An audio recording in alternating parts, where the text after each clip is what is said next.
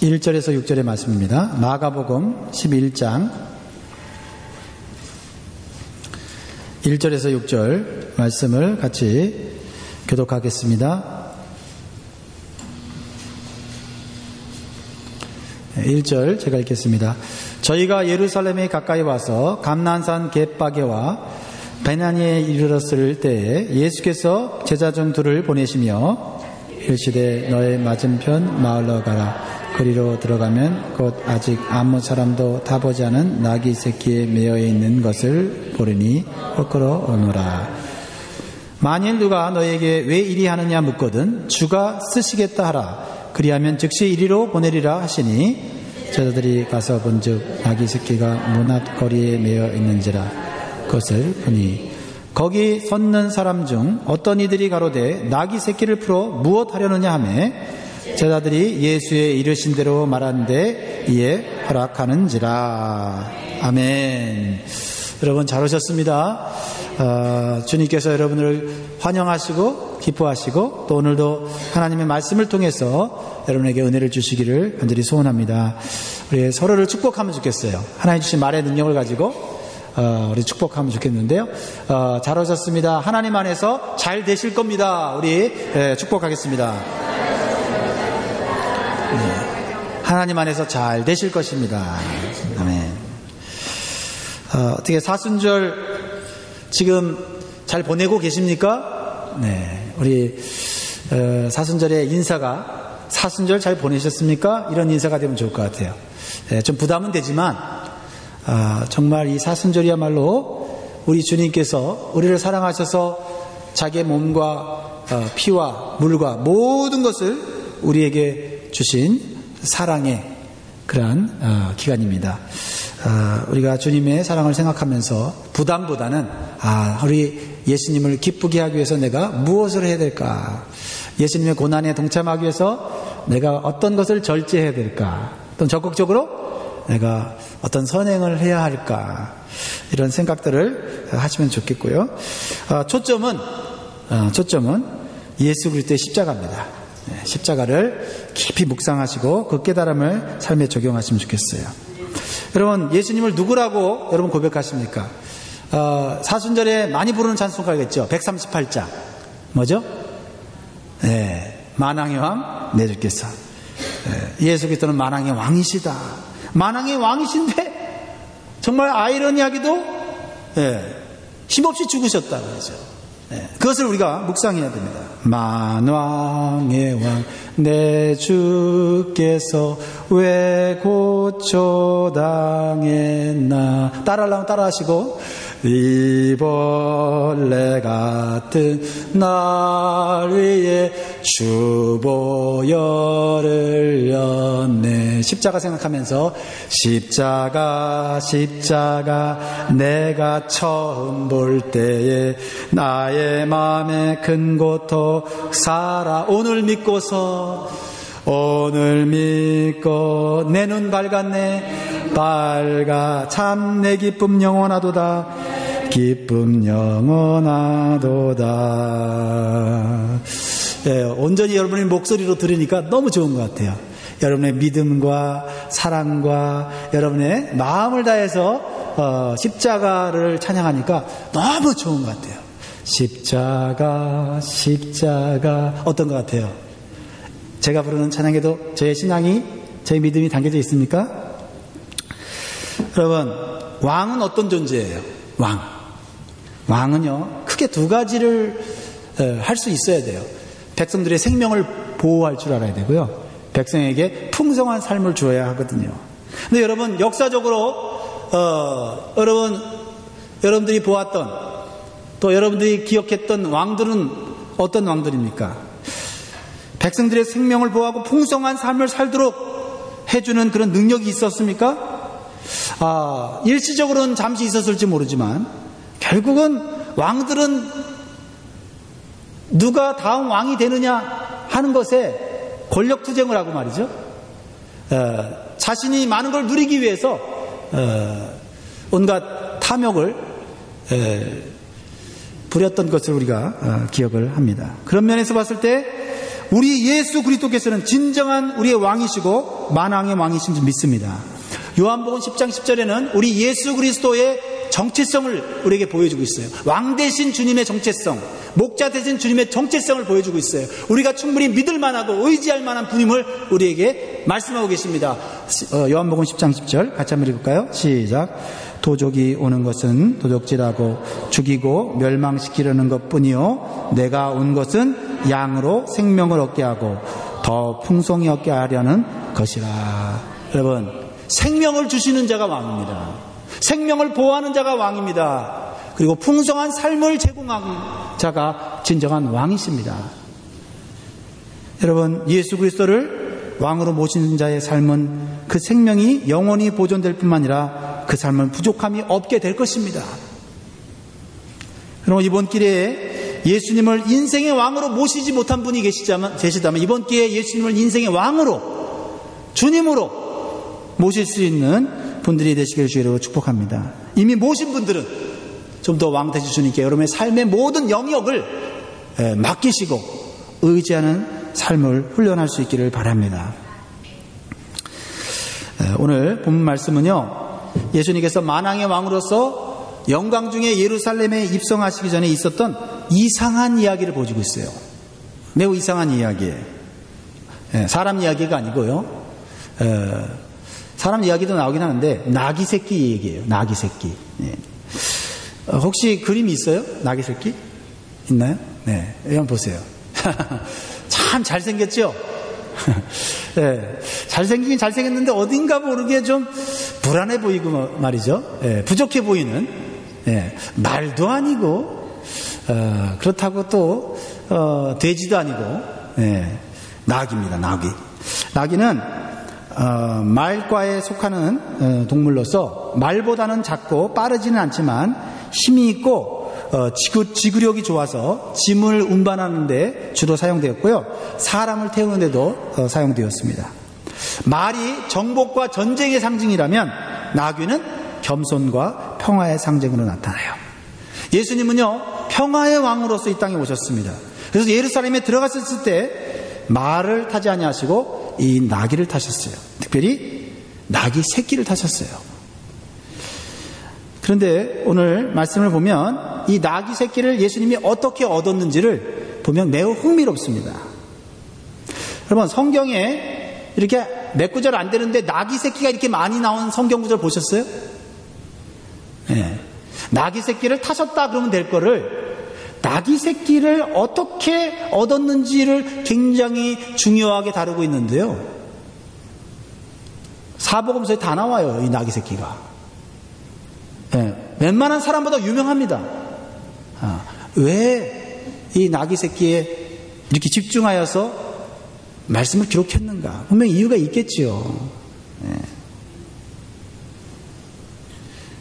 예수님께서 제자들과 함께 예루살렘에 가까이 오시자 제자들에게 이상한 명령을 내려요. 맞은편 마을로 가면 거기에 아무도 타보지 않은 나귀 새끼가 메어 있는데 그것을 풀어서 끌고 가져오라고 얘기를 해요. 여기까지는 아무런 문제가 없지요. 그렇죠? 그런데 다음에 예수님이 말씀하시는 명령이 참 상식적이지 않은 말씀을 하세요. 3절 말씀 읽을까요? 3절? 네, 3절. 시작. 만일 누가 너희에게 왜 이리 하느냐 묻거든 주가 쓰시겠다라 그리하면 즉시 이리로 보내리라 하시니. 여러분, 이 말씀을 너무 사랑한 나머지 아무데나 가서 내가 원하는 물건을 다 가져온 다음에 사람들이 뭐라 그러면 주가 쓰시겠다고 하셨습니다. 이렇게 했다가 낭패를 당합니다. 돈도 내지 않고 잠시 빌려달라고 하는 것도 아니고요, 그냥 당당하게 당연하게 주가 쓰시겠다 하면 즉시 보낸다고 말했습니다. 예수님이. 이게 자칫 잘못하가다는 도둑놈이나 사기꾼으로 몰릴 수 있는 상황이에요. 그래서 오늘 설교 제목이요, 주가 쓰시겠다입니다. 심상치 않은, 그렇죠? 제목이죠. 이 말씀이 의미하는 것이 무엇인지 우리 한번 생각해 봅시다.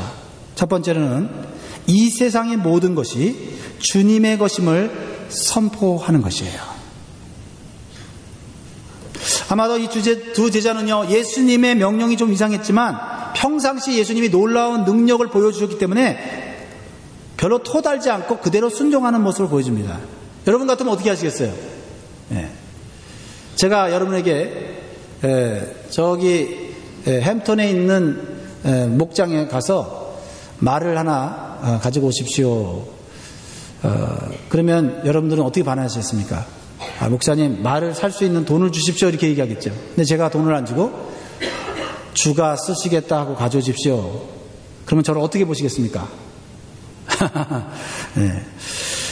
그런 상황이에요. 그런데 제자들은 예수님의 능력을 알고 있었고 또 예수님이 허튼 얘기를 하는 분이 아니시라는 것을 믿었기 때문에 좀 마음에 이상했지만은 순종하는 모습을 보여줍니다. 맞은편 마을로 가보니 길가에 정말 낙이 새끼가 하나 똥 메어져 있는 거예요. 그래서 좀 떨리긴 했지만 조심스럽게 낙이 새끼를 이렇게 풀기 시작합니다. 그러자 주인인 것처럼 보이는 사람들이 왜 그 낙이 새끼를 당신들이 함부로 풀어가느냐고 묻습니다. 순간 당황되고 두려웠을 것이에요. 그때 예수님이 하신 말씀이 떠올랐어요. 뭐라고요? 주께서 쓰시겠다. 그런데 놀랍게도 그 주인들이 방금 전까지 왜 남의 나귀를 함부로 건드리느냐 이렇게 마던 사람이 주께서 쓰시겠다 그 말을 하니까 흔쾌히 바로 가져가도록 허락했다라는 것입니다. 이상하고 놀라운 일입니다. 여러분, 주라는 단어를 여러분 아시죠? 헬라어는 큐리어스, 소유자, 통치자라는 거예요. 이 큐리어스라는 단어는 당시 로마 황제에게 쓰였던 단어고요. 하나님을 믿는 자들에게는 하나님을 부를 때 롤드, 큐리어스, 주님 이렇게 말했다는 것이죠. 제자들은 예수님과 함께 한 3년 정도 사역을 하면서 예수님이 주님 되심을 여러 번 경험하였습니다. 극심한 폭풍우가 몰아치는 바다 가운데서 배가 뒤집혀지는 그 순간에 예수님은 바다를 향하여 명령을 내리셨어요. 뭐라고요? 바다야, 잔잔하라. 마가복음 4장 41절에 배에 탔던 제자들의 반응이 나와요. 저희가 심히 두려워하여 서로 말하되 저가 뉘기에 바람과 바다라도 순종하는가 하였더라. 여러분들은 예수 그리스도를 주님이라고 고백하고 계시죠? 그런데 그 주님을 어떠한 주님으로 여러분 마음에 믿고 신뢰하고 계십니까? 우리가 믿는 예수 그리스도는 모든 만물의 통치자시고 주인 되심을 보여주고 계십니다. 우리는 우리 주님이 원하시면 그 어떠한 것도 주실 수 있고 가져갈 수 있다는 사실을 믿어야 됩니다. 이 사실을 분명히 알았던 믿음의 사람이 바로 욥이라는 사람이에요. 동방에 큰 부자였다고 기록되어 있습니다. 욥은 자신에게 주어진 모든 부와 재산 그리고 자녀들까지 하나님께서 주신 복임을 분명히 알았습니다. 주님이 주셨다는 거예요. 주님 것이라는 거예요. 어느 날 갑자기 모든 것을 잃었습니다. 재산도 잊어버리고 뒷도 무너지고 자녀들도 잃었습니다. 그러나 그때 그는 함부로 불평하거나 원망하지 않았다고 성경은 기록하고 있어요. 분명히 쉬운 일이 아닐 것입니다. 그는 이렇게 믿음의 고백을 해왔습니다. 욥기 1장 21절 우리 욥의 신앙을 우리가 한번 생각하면서 같이 읽겠습니다. 시작. 가로되 내가 모태에서 적신이 나왔사온즉 또한 적신이 그리로 돌아가올지라. 주신 자도 여호와시요 취하신 자도 여호와시오니 여호와의 이름이 찬송을 받으실지니이다 하고. 할렐루야.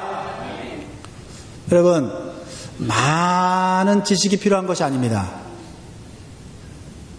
여러분, 하나님에 대해서 여러분이 어떤 칭호로 또 어떤 믿음으로 하나님을 불러드리고 그분께 순종하느냐가 중요합니다. 하나님에 대한 많은 지식을 갖고 있어도 많은 지식을 사람들이 말한다 할지라도 하나님이 내 모든 것을 소유하시는 통치자이심을 고백하지 못한다면 많은 지식이 아무런 의미가 없어요. 내 삶에 아무런 영향력이 없습니다. 욥은 이러한 신앙의 가치관으로 다시 하나님께 그 믿음을 인정받았어요. 그리고 회복과 축복의 은총을 다시 한번 크게 받는 그러한 하나님의 종이 되었고 우리의 삶의 본이 되었습니다. 사랑하는 성도 여러분, 예수 그리스도는 우리의 주님이십니다. 네.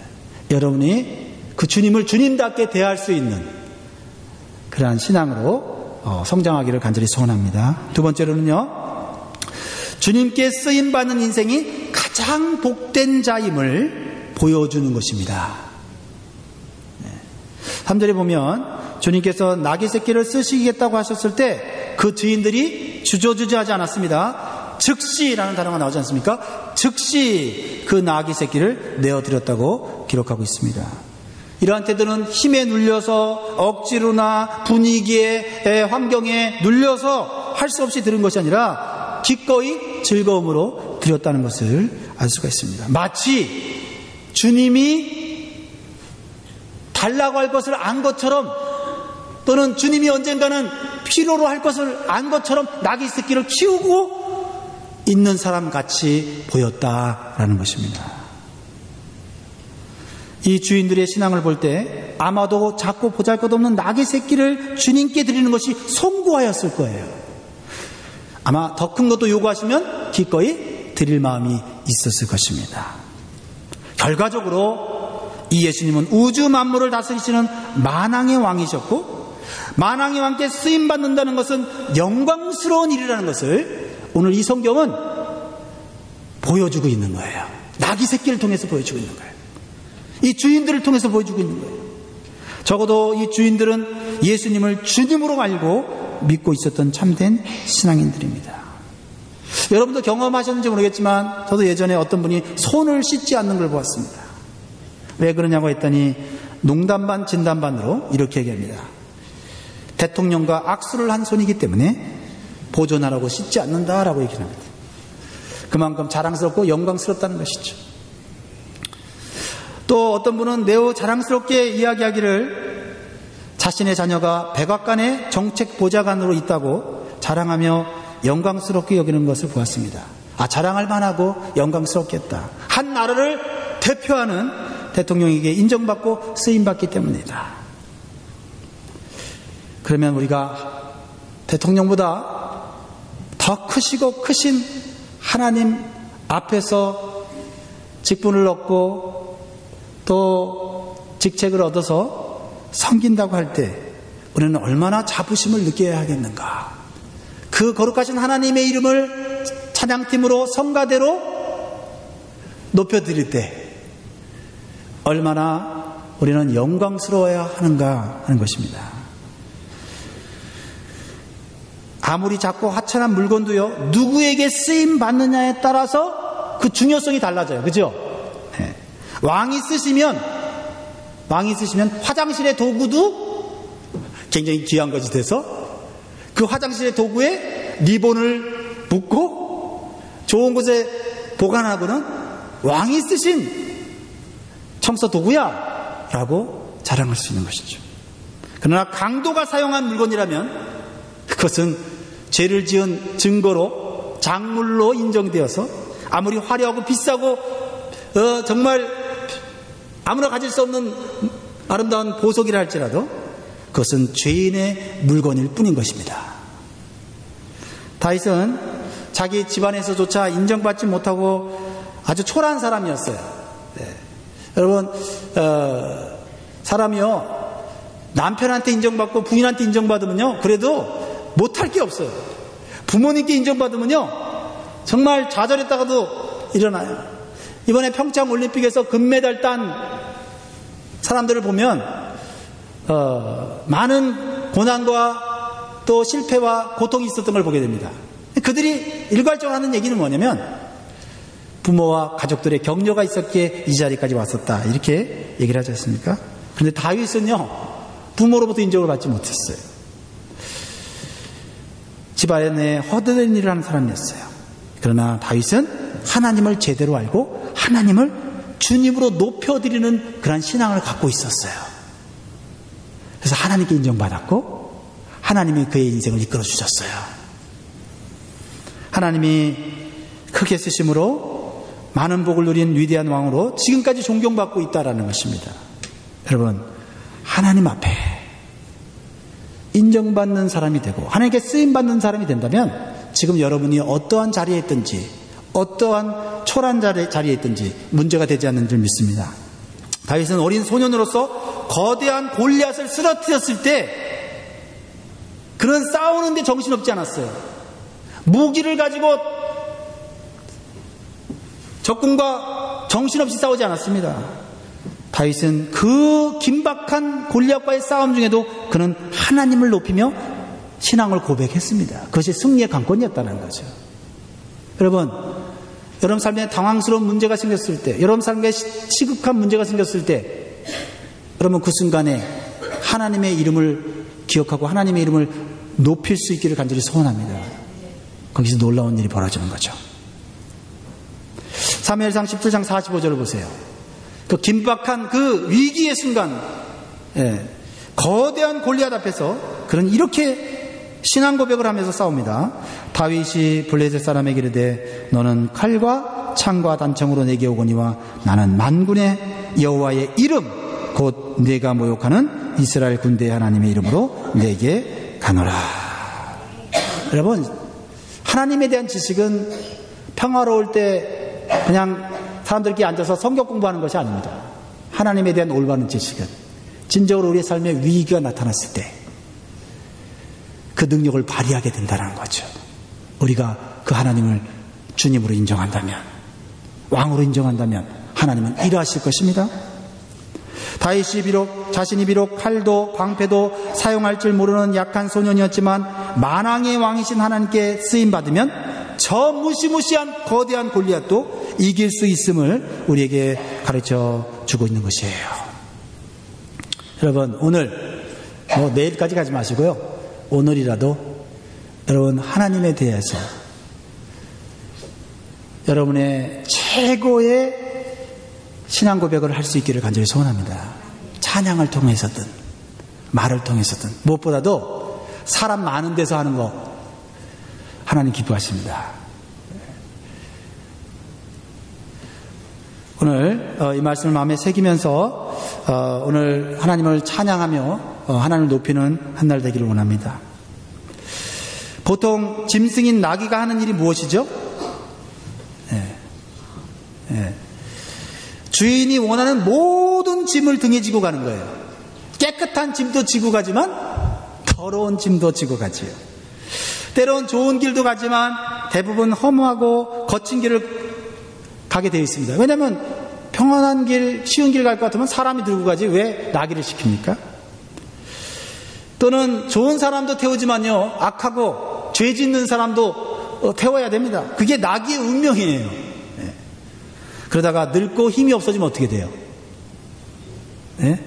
다른 젊은 영한 나귀로 대체되고 버림받게 되는 거예요. 그게 이 세상의 삶의 모습이에요. 그렇지 않습니까? 그래서 젊었을 때 실력 있을 때는 인정받더라도 이제 좀 나이 먹고 이제 경험이 쌓여서 일을 잘할 것 같은데 젊은 사람들이, 실력 있는 젊은 사람들이 치고 올라와서 내 자리를 위협하지 않습니까? 아이, 나는 쓸모없는 존재구나. 이렇게 생각이 들게 만드는 것이 이 세상 경쟁사의 모습 아닙니까? 이것이 오늘 보통 나귀 새끼들이 보여주는 삶이죠.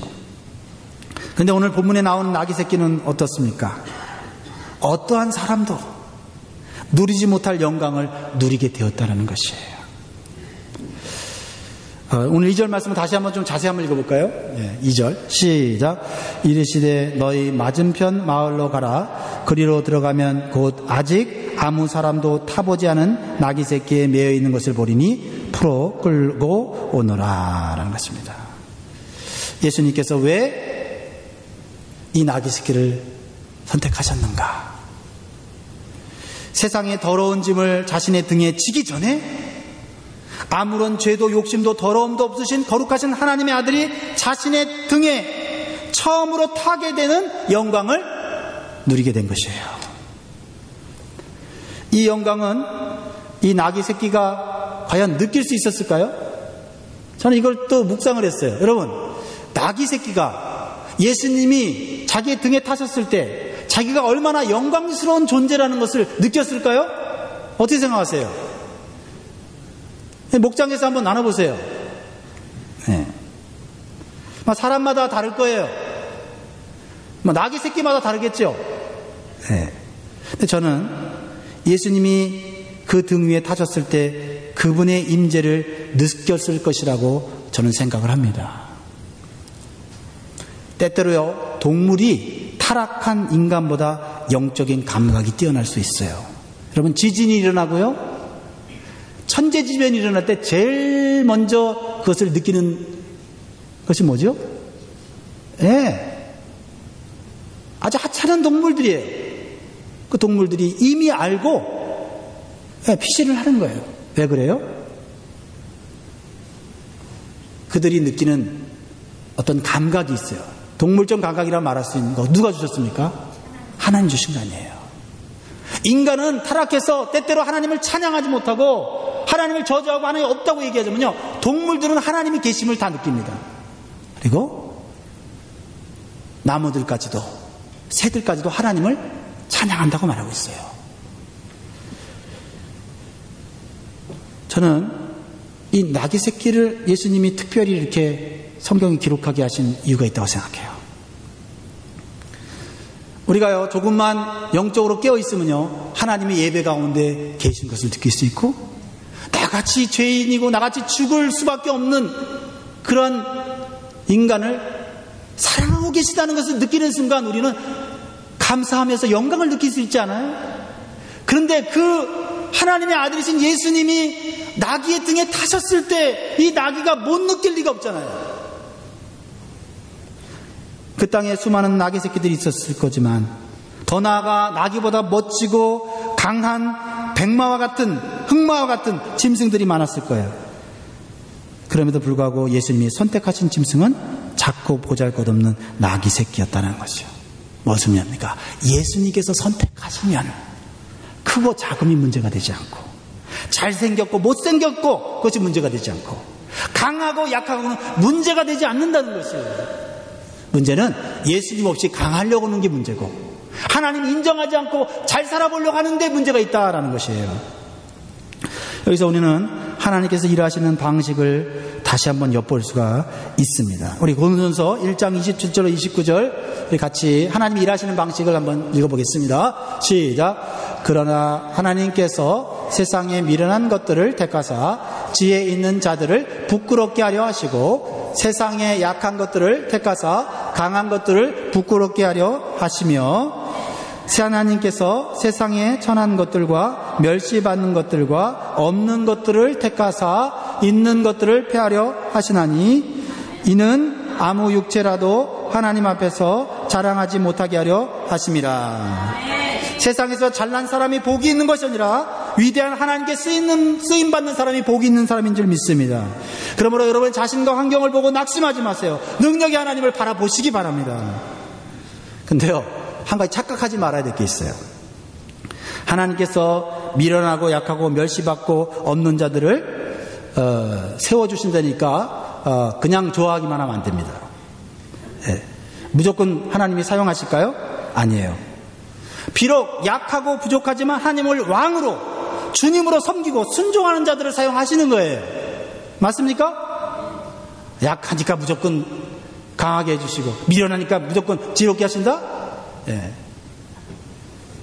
하나님을 주님으로 인정하지도 높이지도 않으면 그냥 미련한 사람이에요. 그냥 멸시받는 사람에 불과해요. 그냥 경쟁에 뒤처진 사람일 뿐이에요. 하나님을 인정하고 하나님을 내 삶의 주인으로 모시니까 주님이 나를 높여주시는 거고, 내 부족함을 채워주시고 인도하시는 거죠. 하나님의 왕되심을 인정하며 작은 나귀 새끼라도 기꺼이 내어드릴 수 있는 순수하고 깨끗한 마음이 있어야 돼요. 예. 잘 생각해 보세요. 예수님을 믿는다고 말하면서 여전히 계산적이고 자기 몸을 사리면서 그럴듯한 핑계만을 대고 자기 편리에 따라 신앙생활하는 사람이 있다면 왕 대신 하나님을 인정한다고 볼 수 있을까요? 오히려 하나님을 쉽게 여기고 육신의 본성을 따르는 안일한 태도가 아닐까요? 하나님께서 사용하시려면요, 좀 연약하고 부족해도 마음과 믿음이 순수해야 될 줄 믿습니다. 이 순수한 마음, 그래야 실수를 해도 넘어져도 다시 일으켜 하나님은 사용하시는 줄 믿습니다. 넘어지는 게 문제가 아니고 실패하는 게 문제가 아니고 마음이 주님 앞에서 순수하지 못한 게 문제인 거예요. 그래서 예수님께서 그냥 나귀 새끼가 아니라 앞에 중요한 단어가 있어요. 그냥 나귀 새끼, 약하고 작고 그런 나귀 새끼가 아니라니까요. 뭐요? 아무도 타보지 않은 나귀 새끼. 아무도 타보지 않은. 뭐예요? 여러분이 답해 보세요. 아직 다른 사람에게 손 타지 않은 사람, 즉 세속에 물들지 않은 사람이 아닐까요? 그리고 자기 자신이 인생이 주인이 되기를 포기하고 주인을 기다리고 있는 사람이 아닐까요? 더 나아가 하나님 외에는 다른 사람이 주인이 되는 것을 원치 않는 사람일까요? 이 사람이 아닐까요? 아무도 나를